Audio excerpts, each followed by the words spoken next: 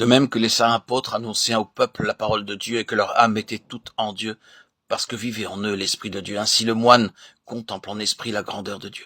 Même s'il se trouve encore physiquement dans une étroite et pauvre cellule, il garde son cœur pour ne pas offenser son frère et ne pas contrister l'Esprit Saint par des pensées mauvaises. Il humilie son âme et ainsi tient à distance les esprits malins et de lui et des autres hommes qui implorent sa prière.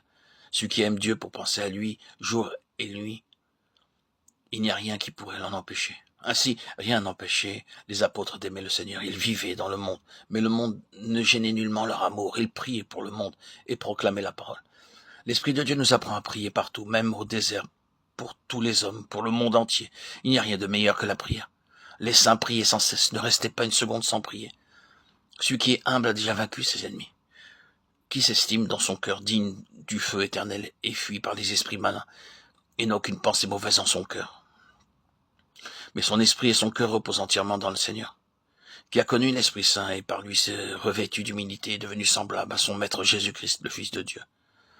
Les saints pères plaçaient l'obéissance au-dessus du jeûne et des prières, car un moine désobéissant pourrait penser être un ascète ou un orant, alors que celui-là seul est pur d'esprit, qui remet sa volonté propre entre les mains de ses supérieurs et de son Père spirituel. Un moine désobéissant ne saura donc jamais ce qu'est la prière pure. Un homme orgueilleux et obstiné ne peut connaître la pureté spirituelle, même s'il vivait 100 ans dans son monastère. Il offense en effet ses supérieurs par sa désobéissance et il offense Dieu en leur personne. Il n'est pas possible de garder la paix intérieure, sinon en veillant sur nos pensées.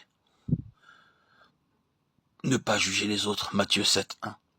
Bien souvent, nous parlons de ce que nous ne connaissons pas ou de ce que nous connaissons mal, alors que peut-être ce frère est spirituellement semblable à un ange. Ne te mêle pas des actions des autres. Fais attention aux tiennes et accomplis ce que ton supérieur te commande. C'est alors que Dieu t'aidera par sa grâce et tu goûteras les fruits de l'obéissance dans ton âme. Paix et prière continuelle. Efforce-toi d'atteindre le bien, mais commence par mesurer tes forces. Cherche à savoir ce qui est utile pour ton âme. L'un y parvient en priant davantage, l'autre en lisant ou en écrivant. Tout ceci est nécessaire, mais il est préférable à l'âme de prier sans distraction. Et plus précieuses encore sont les larmes. Chacun s'adonne à la grâce que Dieu lui donne. Dans la vie commune, nous perdons souvent la grâce de Dieu parce que nous n'essayons pas d'aimer notre frère selon les commandements du Christ. Jean 13:34. Si ton frère t'offense, et qu'en toi monte peut-être une pensée mauvaise.